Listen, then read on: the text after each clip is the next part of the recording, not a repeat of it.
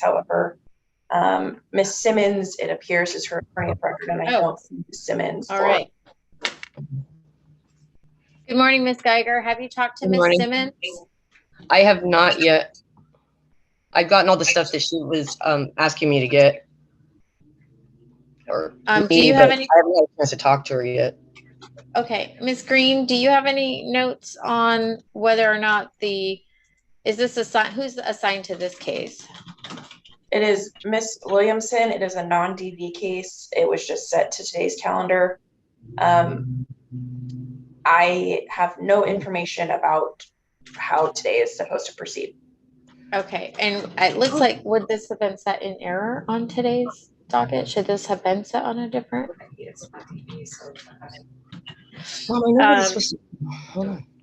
Have you talked to Miss Simmons today, Miss Geiger? Or no, recently? I have not. I have not. I was supposed to talk to her investigator, but he never called me or got a hold of me, and I didn't call her before the court date today.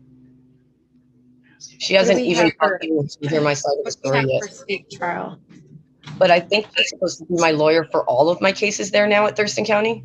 All right, hold on a second. I will. All right. We only have speedy trial through June 19th, and we don't have another public defender on. Oh, Miss Simmons is here physically or on Zoom? She's in courtroom number 3, yeah. Can we send her a message? Can we email the clerk there to have her come over here? She's on Zoom in courtroom 3. We're going to email the court clerk in courtroom 3 to let her know that when she is available to Zoom into our, Oh, I'm sorry. My mom was talking. I couldn't hear you. I'm sorry. Go ahead. Your attorney is in courtroom 3 on Zoom. So we're going to send her a message to come over to this Zoom platform. So you can go on mute and just hang out and wait a little bit. That would be great. And we'll see if we can get her over here to figure out what's going on. Sounds good. If you and her need to have a conversation, I can take a recess and you and her can connect on a Zoom call in a breakout room and have a confidential conversation before I take your case on the record. Okay. Okay. Thank you. Is this court date today is just for the DV or is it for any of my other cases? Mom. Sorry. Yeah, this looks like it's for a non-DV case. It looks like it's for a hit and run attended vehicle, but let me look up and see if you have, give me 1 second. I'll try to answer that question for you.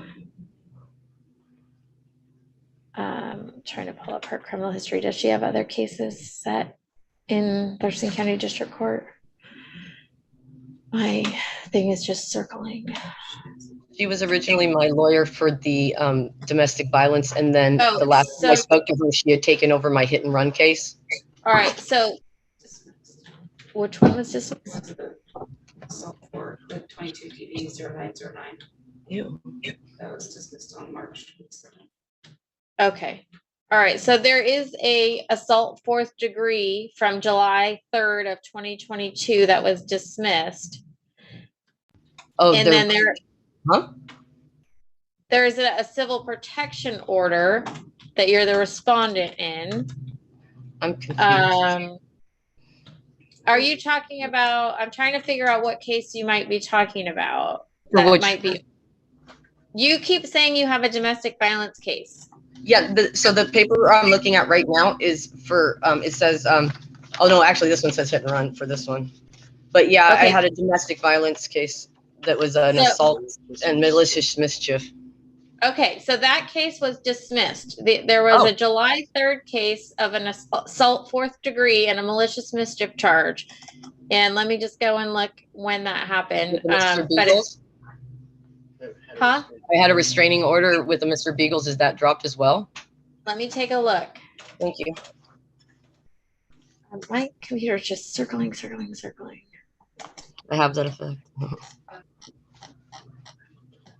The protection order that was connected to that case is dismissed, but she's got other. Sure. You want me to move this up? And she's the respondent in a protection order violation or a protection order.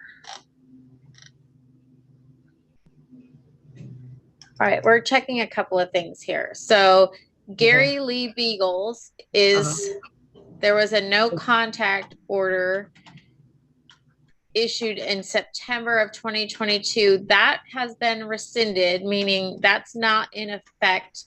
And that looks like it was connected with the domestic violence assault 4, but you may have some other no contact orders out there. We're checking. I have an anti-harassment that was filed recently, and a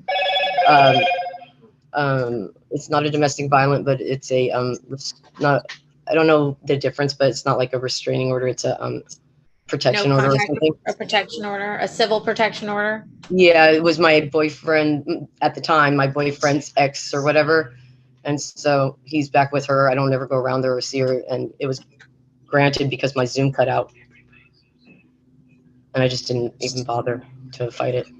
Okay, so you do have 2 civil protection orders. It looks like one out of Pierce County District Court and one out of Thurston. I have one out of Pierce. For what? It looks, what is that, PD1? There's 2 Michelle Geigers too.